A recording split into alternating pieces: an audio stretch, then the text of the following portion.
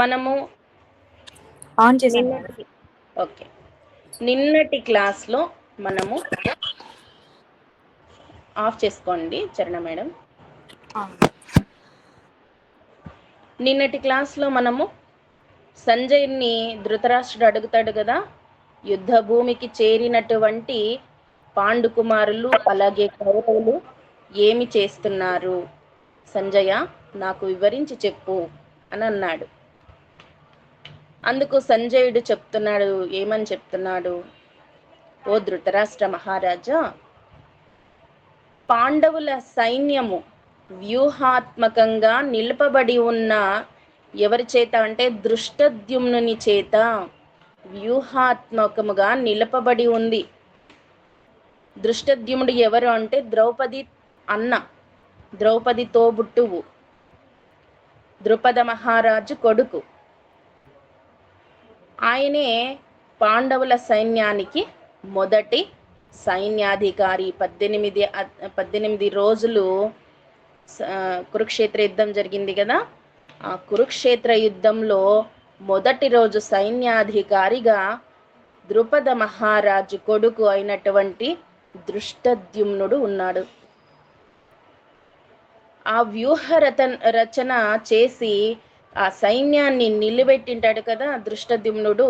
ఆ పాండవ సైన్యాన్ని చూచి దుర్యోధనుడు తన గురువైనటువంటి ద్రోణాచార్యుని దగ్గరికి పోయి ఇలా పలుకుతాడు, ఓ ఆచార్య, నీ శిష్యుడు ఉన్నాడు కదా దృష్టద్యుమ్నుడు, ద్రుపద మహారాజు కొడుకు దృష్టద్యుమ్నుడు ఉన్నాడు కదా, అతని చేత పాండవుల సైన్యము వ్యూహాత్మకంగా నిలపబడింది.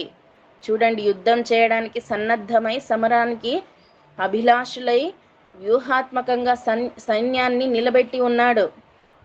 ఆ పాండవుల సైన్యాన్ని ఒకసారి నీవు పరికించి చూడు, అక్కడ ఎవరున్నారు, ఎలాంటి వాళ్ళు ఉన్నారు అనేది ఒకసారి చూడు గురుదేవా. ఎందుకు అంటే ఎవరితో ఎలా యుద్ధం చేస్తే వాళ్ళు నేలమట్టమవుతారో ఒక అవగాహన చేసుకోవాలి. యుద్ధంలో నిలబడిన తర్వాత ఎదురు ఉన్నారు వాళ్ళు. ఇప్పుడు పాండవులు కౌరవులు, కౌరవ సైన్యంలో ఎవరెవరు ఉన్నారు, పాండవ సైన్యంలో ఎవరెవరు ఉన్నారు, పాండవ సైన్యం వాళ్ళు ఎవరితో తలపడాలి కౌరవ సైన్యంలో వాళ్ళని, ఇలాగ వాళ్ళు వ్యూహాన్ని రచించుకొని యుద్ధం చేస్తారు. అందుకు చెప్తున్నాడు ద్రోణాచార్యుడికి దుర్యోధనుడు పోయి, ఒకసారి ఆ పాండవ సైన్యం వైపు చూడండి గురుదేవా అన్నాడు. ఎవరెవరున్నారో చెప్తాను వినండి. ఆ సైన్యంలో ఎవరెవరున్నారంటే అత్రశూర మహేశ్వాస మహాయోధులున్నారు, శూరులున్నారు. అచ్చట శూర మహాశూరులున్నారు, మహేశ్వాస మహాయోధులున్నారు. భీమార్జున సమాయుధి, భీమార్జునులకి యుద్ధంలో ఏం మాత్రం తీసిపోనటువంటి మహాయోధులందరూ ఉన్నారు ఈ పాండవ సైన్యంలో గురుదేవా అంటున్నాడు దుర్యోధనుడు ద్రోణాచార్యునితో. అందులో యుయుధానుడు, విరాటశ్చ విరాట మహారాజు, ద్రుపదశ్చ మహారథుడు అయినటువంటి ద్రుపదుడు కూడా ఉన్నాడు, ద్రుపద మహారాజు కూడా ఉన్నాడు గురుదేవా. వీళ్ళందరూ అధిరథ మహారథులు, వీళ్ళని అంత ఓడించడానికి అంత సులువు కాదు అంటున్నాడు. ఇంకా ఎవరు ఉన్నారు, దృష్టకేతుశ్చేకితానః, దృష్టకేతుడు చేకితానుడు ఉన్నాడు. కాశీరాజశ్చ వీర్యవాన్, వీరుడైనటువంటి కాశీరాజు ఉన్నాడు. పురుజిత్ కుంతిభోజశ్చ, పురుజిత్తుడు కుంతిభోజుడు ఉన్నాడు. ఈ కుంతిభోజుని కూతురే కుంతిమాత. కుంతిభోజుడు అంటే పాండవులకి తాత అవుతాడు కదా, అప్పుడు తాత వాళ్ళ అమ్మ వాళ్ళ నాన్న తండ్రి, వాళ్ళ తాత కూడా వాళ్ళ సైన్యంతో వస్తున్నారు. వీళ్ళందరూ రాజులు ఒక్కరే లేరు, ఆ రాజుల యొక్క సైన్య బలం మొత్తం వచ్చి ఉంటుంది యుద్ధానికి. సైన్యం మొత్తం తీసుకొచ్చేసి ఉంటారు. యుయుధానుడు కానీ, విరాటశ్చుడు కానీ, ద్రుపదుడు కానీ, దృష్టకేతుడు కానీ వాళ్ళ సైన్యాన్ని తీసుకొని వచ్చింటారు. వీళ్ళంతా రాజులు, గొప్ప గొప్ప రాజులు. వాళ్ళ దీంట్లో వాళ్ళ సైన్యంలో మహాయోధులు ఉంటారు, వాళ్ళలో కూడా మళ్ళీ అలాంటి వాళ్ళందరినీ సైన్యం అంతటిని పిలుచుకొని వచ్చినారు వీళ్ళందరూ. అందుకే అధిరథ మహారథులు అన్నారు. అలాగే దృష్టకేతుడు ఉన్నాడు, దృష్టకేతు మహారాజు ఉన్నాడు. చేకితానుడు ఉన్నాడు. కాశీరాజు ఉన్నాడు, మహావీరుడైన కాశీరాజు, ఆయన కూడా వచ్చి ఉన్నాడు పాండవుల కోసం. పురుజిత్తుడు, కుంతిభోజుడు ఉన్నారు.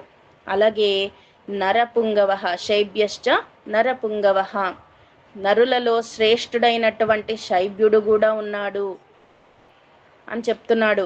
దుర్యోధనుడు ద్రోణాచార్యునికి ఈ విధంగా చెప్తున్నాడు, పాండవుల సైన్యంలో ఇలాంటి అతిరథులు అందరూ ఉన్నారు అని చెప్తున్నాడు ద్రోణాచార్యుని అవగాహన కోసం.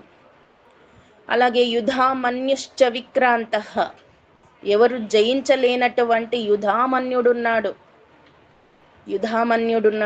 ఉత్తమౌజాశ్చ వీర్యవాన్, ఉత్తమౌజుడున్నాడు, వీరుడైనటువంటి ఉత్తమౌజుడున్నాడు. సౌభద్రో అంటే అభిమన్యుడు, సుభద్రాపుత్రుడు అని. సౌభద్రో అంటే అర్జునుని కొడుకే కదా, అర్జునుడు సుభద్రల కుమారుడే అభిమన్యుడున్నాడు. సామాన్యుడా ఏమి, వయసు చిన్నదంతే, ఆయన చాలా గొప్ప యుద్ధం నీతులు నేర్చినటువంటి వాడు. ద్రౌపదేయాశ్చ,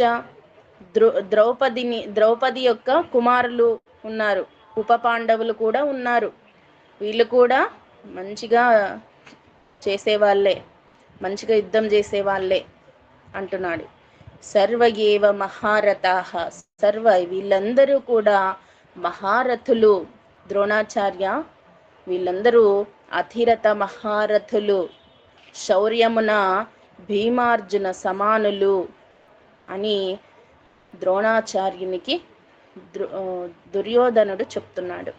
సైన్యం గురించి వివరిస్తున్నారు, పాండవ సైన్యంలో ఎవరెవరు ఉన్నారని తన గురుదేవులకి చెప్తున్నాడు. ఎందుకంటే దుర్యోధనుడు ఈ కురుక్షేత్ర యుద్ధాన్ని ఏమాత్రం భయపడగా తలపెట్టినాడంటే ముగ్గురే కారణం. ఎవరెవరు అంటే భీష్మ పితామహుడు, ద్రోణాచార్యుడు, కర్ణుడు. వీళ్ళు ముగ్గురు లేకపోతే దుర్యోధనుడు కురుక్షేత్ర యుద్ధం చేయాలన్న సాహసానికి వెళ్ళేవాడే కాదు. వీళ్ళ ముగ్గురు అండా చూసుకొని నేను గెలవక ఇంకెవరు గెలుస్తారు, మా తాతకి భీష్మ పితామహునికేమో కోరుకుంటే గాని చావు రాదు, ద్రోణాచార్యుడేమో కౌరవులకి పాండవులకి ఇంకా ఎంతోమంది రాజకుమారులకి యుద్ధం నేర్పినటువంటి గురువుకే ఎన్ని శస్త్రాస్త్రాలు, ఎక్కడ ఏ విలువిద్య ప్రదర్శించాలో ఆయనకు బాగా తెలుసు. కాబట్టి ఆయన ఓటమి ఉండదు. ఇంకా కర్ణుడు అర్జునుణ్ణి ఎదిరించగల శక్తి సామర్థ్యం ఉన్న ఏకైక వ్యక్తి. అతను తప్ప ఇంకెవరు ఎదిరించలేరు. ఎందుకంటే ఒక సందర్భంలో అర్జునుడికి కర్ణుడికి పోటీ పడితే సరి సమానంగా నిలిచినారు. కాబట్టి అర్జునుడికి పోటీ ఎవరంటే కర్ణుడు. అర్జునుడు నొకరిని ఓడించినా చాలు పాండవ సైన్యము ఓడిపోతుంది అనుకుంటున్నాడు. వీళ్ళ ముగ్గురు అండ చూసుకొని కురుక్షేత్ర యుద్ధానికి నాంది పలికినాడు. 4 సార్లు రాయభారం చేశారు. స్వయంగా కృష్ణుడే పోయినాడు లాస్ట్కి, ఎవరి మాట వినడం లేదని. కృష్ణుడే పోయి అడిగితే కృష్ణుణ్ణి బంధిస్తాడు, ఇనుప సంకెళ్లతో అవమానిస్తాడు, ఎన్నో మాటలు అంటాడు. కళ్ళు తలకెక్కి నెత్తికెక్కి మదము తలకెక్కి ప్రవర్తిస్తాడు సాక్షాత్ భగవంతుని దగ్గర. ఎంతలా చెప్పినాడంటే కృష్ణుడు లాస్ట్లో, ఒక 5 ఊర్లు ఇవ్వవయ్యా, పాండవులు 5గురు కదా, ఒక్కొక్కరు ఒక్క ఊరు ఏలుకుంటారు, మిగతాదంతా నువ్వే తీసుకొని అన్నదమ్ములే వేలుకోండి, వాళ్ళకు ఒక 5 ఊర్లు ఇవ్వండి అంటాడు. పోనీ ఇలాగైనా యుద్ధానికి శాంతి కలిగిస్తాం, యుద్ధం లేకుండా శాంతి రాజీనామా చేద్దాము అనుకుంటాడు. శాంతి రాయబారం చేద్దాము అనుకుంటాడు. కానీ వినడు. సూది గుచ్చితే నేలకు ఎంత ప్లేస్ ఉంటుందో అంత ప్లేస్ కూడా నేను పాండవులకు ఇవ్వను పో అంటాడు. లోభత్వం ఎక్కువైపోయింది దుర్యోధనుడికి. ఒక మనిషికి కామ, క్రోధ, లోభ, మోహ, మద, మాత్సర్యాలనే అరిషడ్వర్గాల్లో ఏది తగులుకున్నా ఆ మనిషి పతనానికి కారణమవుతుంది. అది కామమైన కోరికలు. కామం అంటే ఇంకేదో అనుకోకండి. కామం అంటే కోరికలు. క్రోధ అంటే కోపము. లోభ అంటే పిసినారితనం. మోహ అంటే ఎవరి పట్లనో అతిగా ప్రేమ, అనురాగాలు, అభిమానం పెట్టుకొని ఉండడం ఒకరి పైన. రీసెంట్గా ఒకటి జరిగింది అలాగా సంఘటన. ఇది చెప్పొచ్చో మరి చెప్పకూడదో తెలీదు. బట్ మోహము అనే దానికి ఒక సందర్భము వచ్చింది కాబట్టి చెప్పాల్సి వస్తుంది. మీరు న్యూస్ చూసే ఉంటారు.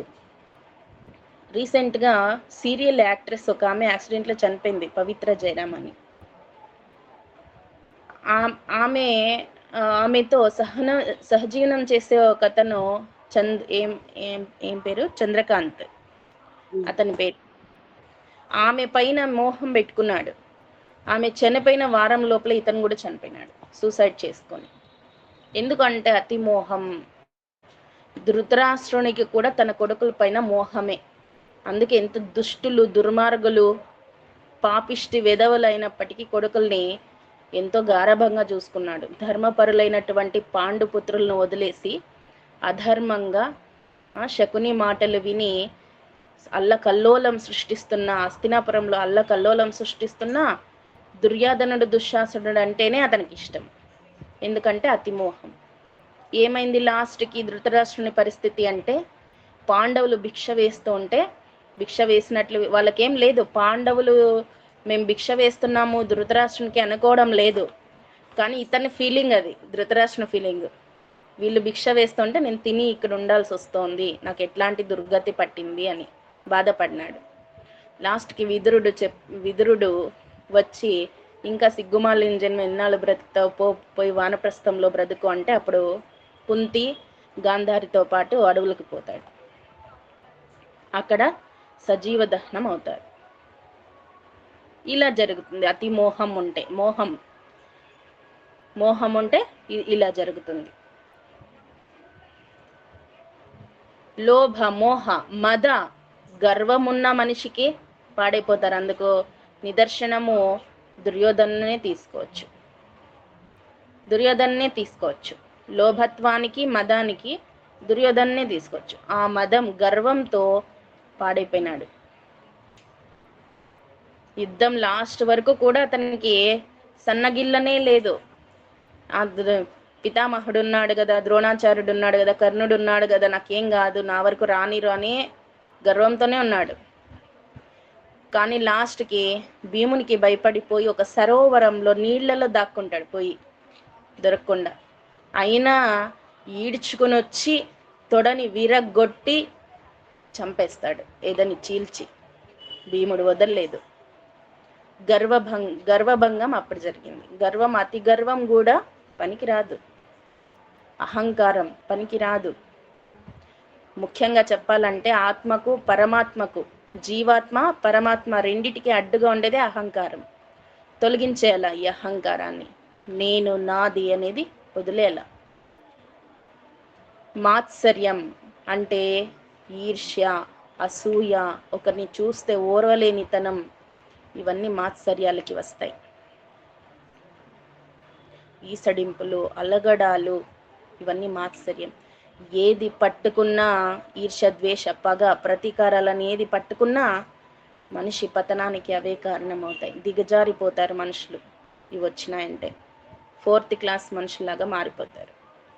మనిషికి ఈ అరిషడ్వర్గాల్లో ఏది పట్టుకున్నా అతని పతనం ఖచ్చితంగా జరుగుతుంది. ఎన్నో నిదర్శనాలు ఉన్నాయి మన పురాణాల్లో కావచ్చు, మనము దైనందిన జీవితంలో కూడా ఎన్నో విషయాలు ఇలాంటివి చూస్తూ వస్తున్నాం. కాబట్టి అరిషడ్వర్గాలకి దూరంగా ఉంటేనే మనల్ని మనం ఉద్ధరించుకోగలుగుతాం. అని తెలియజేస్తూ ఇంతటితో ముక్తాయం చేస్తాను. హరి ఓం తత్సత్. ఈ 3 శ్లోకాల భావం ఇది. ఎక్కడైనా ఎవరికైనా అర్థం కాకపోతే అడగండి, చెప్తాను ఇంకొకసారి. మేడం భీముడు చంపింది ఎవరు మేడం? విదురుడనేనా మేడం అన్నారు? కాదండి, దుర్యోధనుడు. దుర్యోధనుడు. Okay okay. వాటర్ లో దాక్కుంటే లాక్కుని వచ్చాడు అన్నారు. దుర్యోధనుని లాక్కొని వచ్చి చంపేస్తాడు. ఓకే, చాలిద్దామా క్లాస్ని?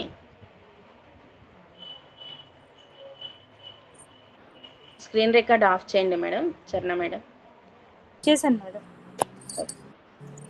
ఓం సత్వమ సత్యమయ తమసోమ జ్యోతిర్గమయ మృత్యోర్మామృతంగమయ. ఓం సహనవతు సహనౌ భునక్తు సహ వీర్యం కరవావహై